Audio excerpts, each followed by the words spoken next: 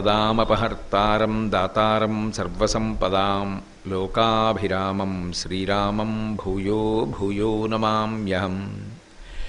సింధూరారుణవిగ్రహాం త్రినయనాం మాణిక్యమౌళిస్ఫురత్తారానాయకశైఖరాం స్మితముఖీం ఆపీనవక్షోరుహాం పాణిభ్యాం అళిపూర్ణరత్నచషకం రక్తోత్పలం బిభ్రతీం సౌమ్యాం రత్నఘటస్థరక్తచరణాం ధ్యాయేత్ పరేదంబికాం. హరి ఓం. పరమేశ్వర స్వరూపైన సభకి నమస్కారం.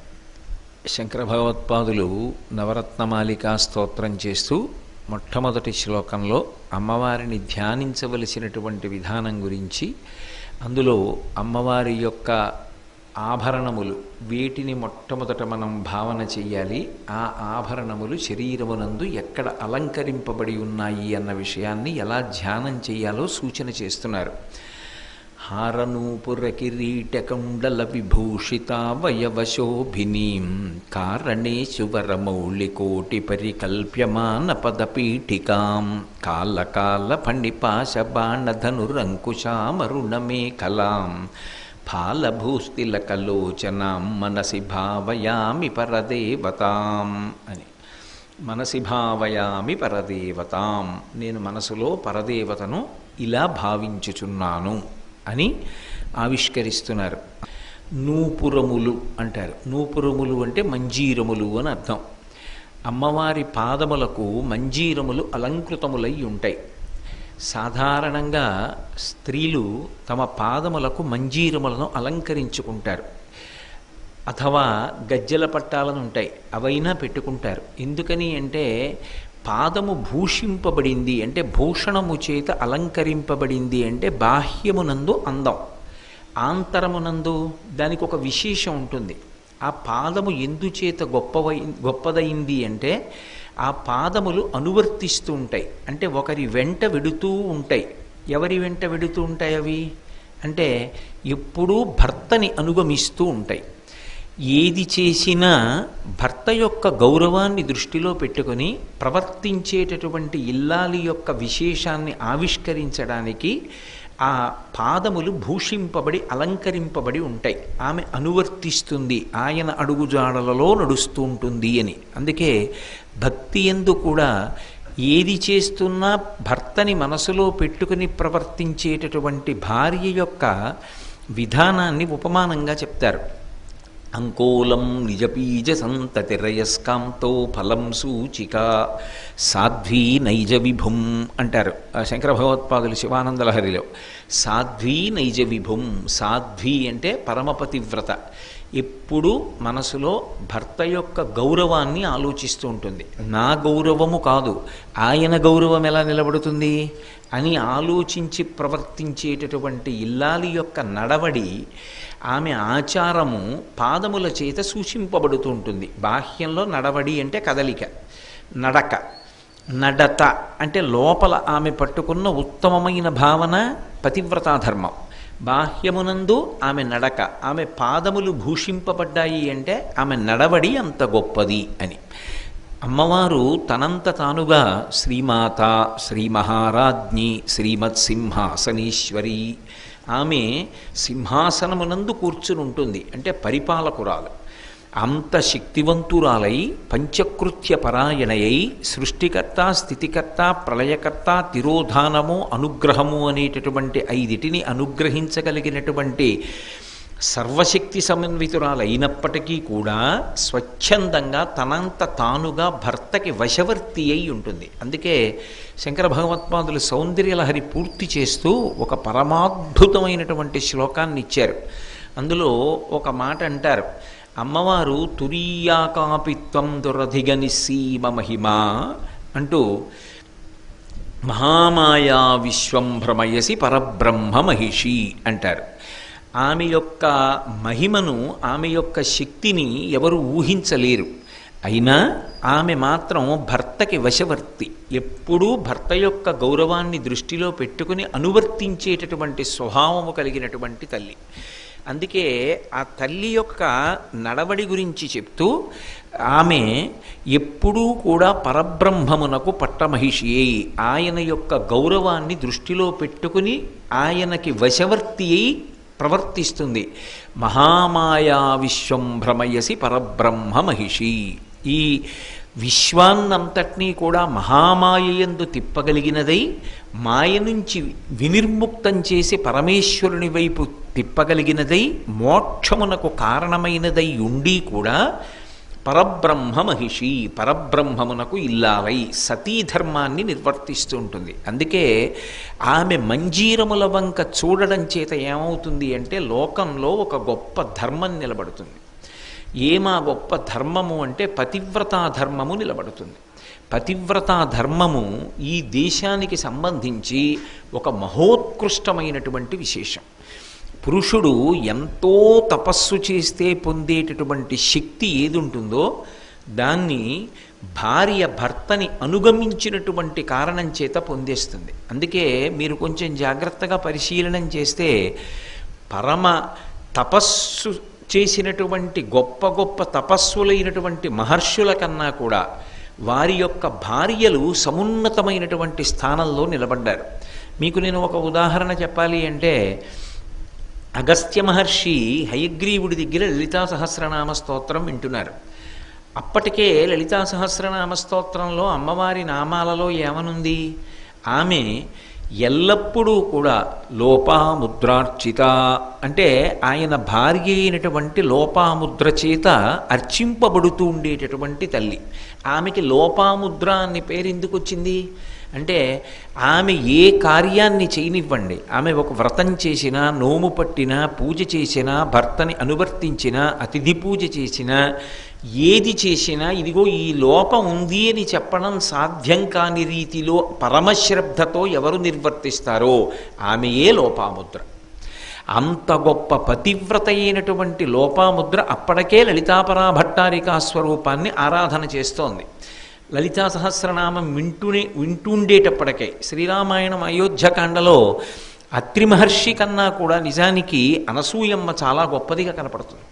కానీ అనసూయమ్మ అత్రి మహర్షిని అనువర్తిస్తుంది. సీతమ్మ అయోనిజ, ఆమె మనుష్యులకు జన్మించినటువంటిది కాదు. అయినప్పటికీ కూడా తనంత తానుగా మానవకాంతా ధర్మాన్ని స్వచ్ఛందంగా అనువర్తించి మహాపతివ్రతయై యథార్థమునకు తన పాతివ్రత్యం చేత రావణ సంహారం చేసింది. సుందరకాండ చివరిలో హనుమ అంటారు, రాముడు వెళ్ళి నిమిత్తంగా చంపడమే, నిజానికి రావణాసురుడు సీతమ్మ చేత ఏనాడో నిహతుడైనాడు అంటారు. తన యొక్క పాతివ్రత్య శక్తి చేత సీతమ్మ రావణ సంహారాన్ని బాహ్యంలో ఇంచుమించుగా పూర్తి చేసేసింది. పతివ్రతా ధర్మం అంత గొప్పది ఈ దేశంలో. అంత గొప్పదైనటువంటి పతివ్రతా ధర్మమునకు చిహ్నములుగా బాహ్యమునందు ఆ మణి నూపురములు లేదా అమ్మవారి పాదములకు పెట్టుకునేటటువంటి ఆ మణిమంజీరములు ఉంటాయి. అందుకే ఆ మంజీరములకు నమస్కరించినటువంటి వారికి సద్వర్తన కలుగుతుంది. అవి మంజీరములుగా కాదు వాటి శక్తి, అమ్మవారి పాదములకు అలంకృతమయ్యున్నటువంటి విశేషం చేత ఆ మంజీరముల వంక చూసి భక్తితో నమస్కరించినంత మాత్రం చేత సత్ప్రవర్తన కలుగుతుంది. ఇక్కడ మీరు మళ్ళీ నన్ను ఒక అనుమానం అడగకూడదు. అంటే ఇది పతివ్రతా ధర్మం కొరకు ఆడవాళ్ళు మాత్రమే అమ్మవారి పాదముల వంక చూసి ఆమె యొక్క మంజీరములతో కూడిన పాదములకు నమస్కారం చెయ్యాలా, పురుషులకు అవసరం లేదా అని కాదు. ఎవరికైనా సరే సద్వర్తన అనేటటువంటిది అవసరం, ఆచారం అనేటటువంటిది ఉండి తీరాలి. అందుకే కులీనం అకులీనం వా శుభం వా యదివా శుభం చారిత్రమేవ వ్యాఖ్యాతి వీరం పురుషమానినం అంటాడు రాముడు. ఎక్కడ పుట్టాడు, ఏ దేశంలో పుట్టాడు, ఎవరికి పుట్టాడు, ఎంత చదువుకున్నాడు, ఎంత డబ్బున్నవాడు, ఇది కాదు, ఎలా ప్రవర్తిస్తాడు అనేటటువంటిది అత్యంత ప్రధానమై ఉంటుంది. చారిత్రమేవ వ్యాఖ్యాతి వీరం పురుషమానినం. ఈయన సత్పురుషుడు అని దేని చేత చెప్తారు అంటే ఆయన యొక్క నడవడిని ఆధారం చేసుకొని చెప్తారు. ఆ నడవడి స్త్రీకైనా పురుషుడికైనా ఆభరణము, పైకి కనపడనటువంటి ఆభరణం. అపారమైనటువంటి శోభ తీసుకొచ్చేది ఏది అంటే ఆ నడవడే. ఆ నడవడి చేతనే అనువర్తిస్తారు. అందుకే పాదములకు నమస్కారం చేస్తారు. ఆయన అడుగుజాడలలో వెడుతున్నామండి అంటారు. ఆయన అడుగుజాడలు అంటే నిజానికి బాహ్యమునందు ఆయన ఎక్కడ అడుగులు వేశారో ఆయన యొక్క అడుగుల యొక్క ముద్రలో మేము పాదాలు వేశామని కాదు దాని అర్థం. ఆయన ఎలా ప్రవర్తించారో అలా మేము ప్రవర్తిస్తాం. అందుకే మనకి ప్రమాణాలలో ఒకటి శిష్టాచారం, అంటే పెద్దలైనటువంటి వారు ఎలా ప్రవర్తిస్తారో అది ఒక ఆచారమైంది. యద్యదాచరతి శ్రేష్ఠ తత్తదేవేతరో జనః సహ ప్రమాణం కురుతే లోకస్తదనువర్తతే అంటాడు గీతలో. శిష్టాచారము కలిగినటువంటి వారు పెద్దలు ఎలా ప్రవర్తిస్తారో లోకంలో ఉన్నటువంటి మిగిలిన వారందరూ కూడా అలా ప్రవర్తిస్తారు. అందుకే అటువంటి ఆచారము, అటువంటి మంచి నడవడి కలగాలి అంటే, బుద్ధి నియంత్రింపబడాలి అంటే దానికి అమ్మవారి యొక్క మంజీరములకు నమస్కారం చెయ్యాలి అని హితవాక్కు. శంకర భగవత్పాదులు ఎప్పుడు ఎక్కడ మాట్లాడినా మనుష్యుల యొక్క ధర్మాచరణమునకు ప్రాధాన్యం ఇస్తారు. ఎంత తెలుసు అన్నదానికన్నా తెలుసున్న దాంట్లో ఎంత ఆచరిస్తాడు అన్నదానికి పెద్ద సుందరకాండలో సీతమ్మ ఒక ప్రశ్న అడుగుతుంది. అందుకే సుందరకాండ పారాయణకాండ. ఇహ సంతో నవాసంతి సతోవా నానువర్తసే తథాహి విపరీతాతే బుద్ధిరాచారవర్జిత అని అడిగింది. ఇక్కడ చెప్పేవాళ్ళు లేరా? ఒకవేళ మంచి చెప్పినా నువ్వు వినవా? నీకు ఏమీ తెలియదు అని అనుకోవడానికి వీలు లేదు రావణ. నువ్వు వేదములన్నీ చదువుకున్నావు, నీకు అన్నీ తెలుసు. అన్నీ తెలియడం ఒకెత్తు, కానీ బుద్ధి ఆచారవర్జిత, నీకు ఆచారం లేదు. ఆచారము అంటే నడవడి, తెలుసుకున్న దానిని ఆచరించుట. నీకు ఆ తెలుసుకున్న దానిని ఆచరించేటటువంటి లక్షణం లేకపోతే అది తెలుసుకోవడం కానీ తెలుసున్న దాన్ని ఇతరులకు చెప్పడం కానీ శుష్కమైనటువంటి ప్రబోధం అవుతుంది. రామకృష్ణ పరమహంస ఒక మాట అంటారు. ఓ కొండ మీద పాడుపడిపోయినటువంటి గుళ్ళో ఎవరో వెళ్ళి శంఖం ఊదాడు. పైన కొండ మీద ఉన్నటువంటి దేవాలయం పునర్నిర్మాణం జరిగి పూజలు జరుగుతున్నాయి ఇలా ఉందనుకుని ఊళ్ళో ఉన్న వాళ్ళందరూ పరుగులెత్తి కొండ మీదకి వెళ్ళారు. తీరా వెళ్ళేటప్పటికి అతను కొండ మీద పాడుపడిపోయిన దేవాలయంలో అరుగు మీద కూర్చుని శంఖం ఊతున్నాడు. ఊళ్ళోంచి వెళ్ళిన వాళ్ళందరూ కూడా వాడిని నింద చేశారు. బుద్ధిహీనుడా, పాడుపడిపోయిన గుళ్ళో శంఖం ఎందుకు ఊదావురా?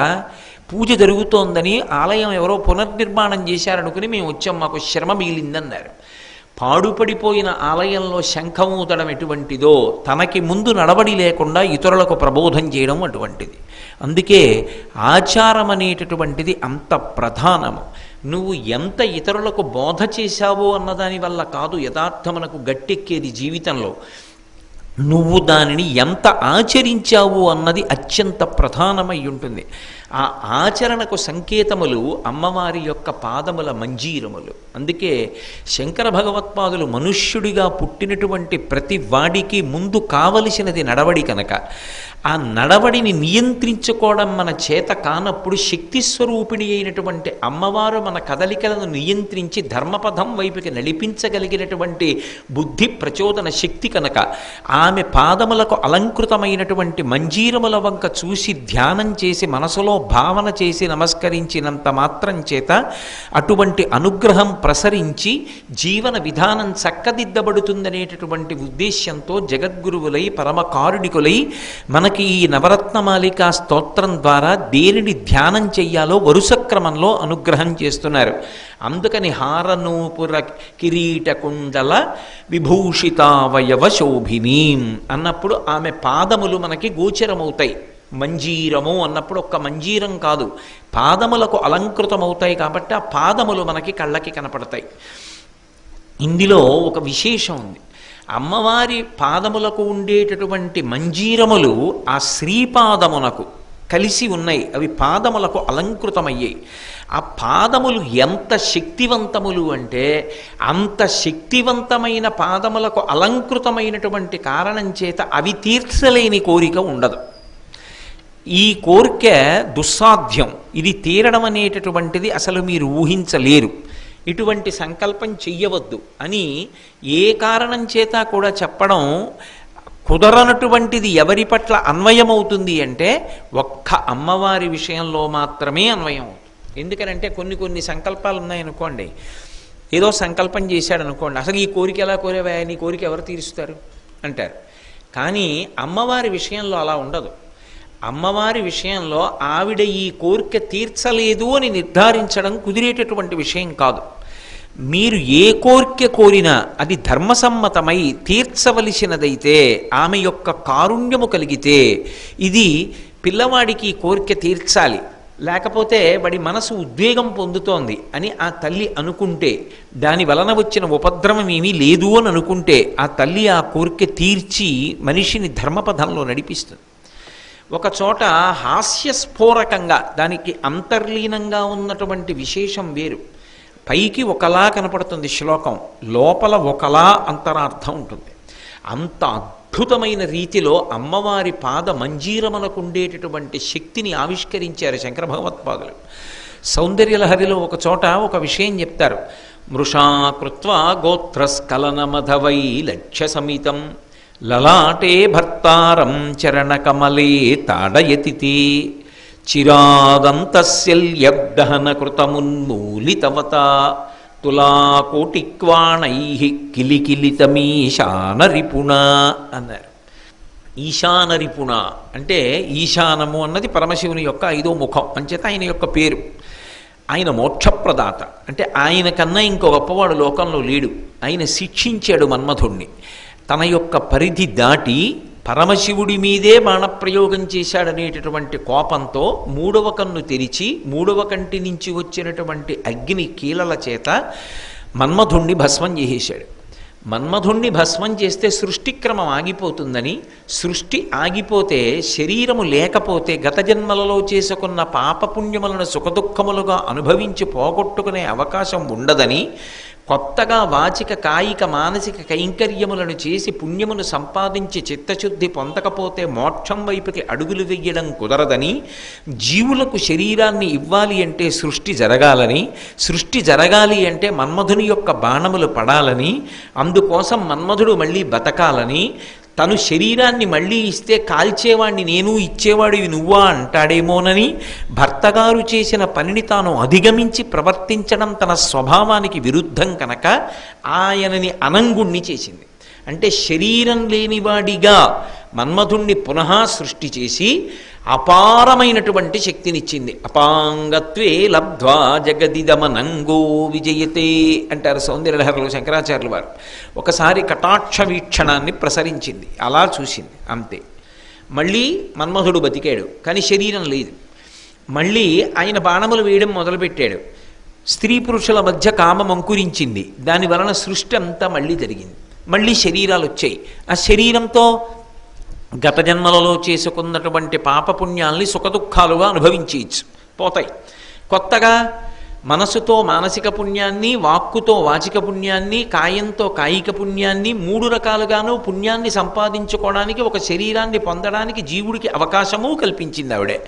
కాబట్టి ఆగిపోయినటువంటి సృష్టి చక్రం తిరగడానికి దేవతలకే ఆనుకూల్యత ప్రకటించి తన కటాక్ష వీక్షణము చేత అపారమైన శక్తితో మన్మధుణ్ణి తిరిగి బ్రతికించింది.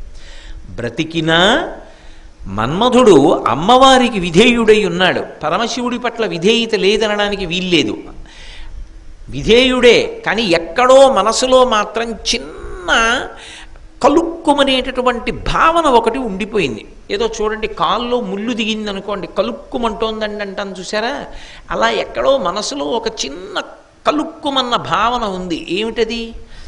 ఈయన నన్ను కాల్చేశాడు, ఈవిడ బతికించింది, తప్పు రాలా వెళ్ళకూడదని చెప్పింది. ఆయన అలా చెప్పలేదు, కాల్చేశాడు. ఇప్పుడు తప్పు చేసిన వాడు తప్పు అంత తొందరగా తెలుసుకుంటాడా? చెప్పిన వాడిని ఏదో ఒక రకంగా నింద చేస్తాడు. ఇలా చెప్పచ్చుగా అంటాడు, అంతేగాని అసలు అలా చెప్పించుకోవాల్సిన అవసరం ఏమిటని ఆలోచిస్తాడా? అలా ఆలోచిస్తే ఇంకే. అందుకని ఆయన నాకు చెప్పచ్చుగా అమ్మవారిలా, చెప్పలేదు, కాల్చేశాడు బాణం వేశానని. ఇది మనసులో ఉండిపోయింది. అందున దేనితో కాల్చాడు?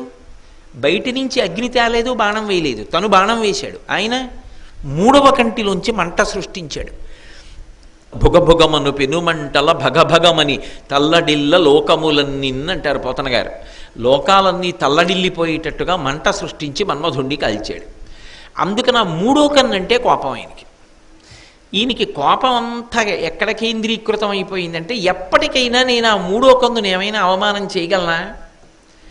పరమశివుడి యొక్క మూడవ కన్ను జోలికి వెళ్ళడమే సాధ్యం అవుతుందా? అందుకని ఏమీ చేయలేక ఊరుకున్నాడు. ఇక్కడ మీరు ఒక్క విషయం గమనించాలి. శంకర భగవత్పాదుల యొక్క ఊహకి అసలు అవధి ఉండదు. ఆయనలో ఉన్నటువంటి కవి సృజించేటటువంటి భావములు చతుర్ముఖ బ్రహ్మగారి సృష్టి కూడా చాలదు. అంత పరమాద్భుతంగా సృష్టిస్తారు ఆయన. ఆయనలోని కవితో సమానమైన కవి లోకంలో కనపడడు.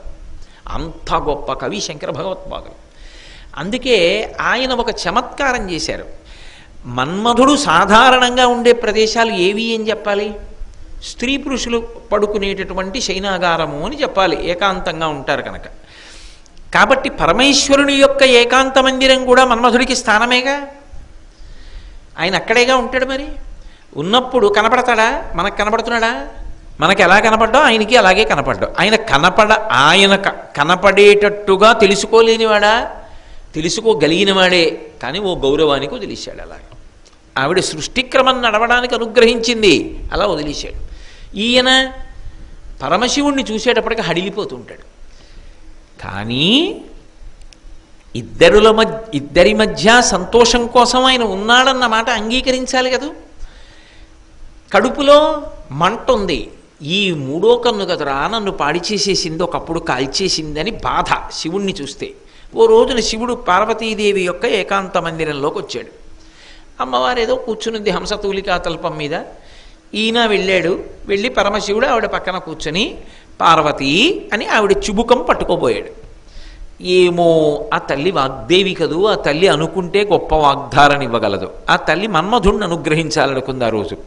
అందుకని నాలుక తడబడింది శివుడికి. ఆయనకి ఆవిడ తప్ప వేరొక ఆవిడ ఆయన మనసులో ఉండే అవకాశమే లేదు అసలు. శివుడు అంటే మహానుభావుడు. ఆయనకి అటువంటి కామభావనలు, వికృతమైన కామభావనలు అలాంటివి ఆయనకు ఉండవు. కానీ ఎక్కడో మాట తడబడి ఆయన ఏదో కళ్యాణి అన్నాడు. కళ్యాణి ఆవిడ పేరు కాదేమిటి? అమ్మవారి పేరుగా ఇది అన్వయం కాదండి అన్న మంగళప్రదమైన నామం ఒకటి నాకు చెప్పండి. అమంగళప్రదమైన నామాల గురించి నేను అంటలా. ఏ మంగళప్రదమైన నామమైనా అమ్మవారిది.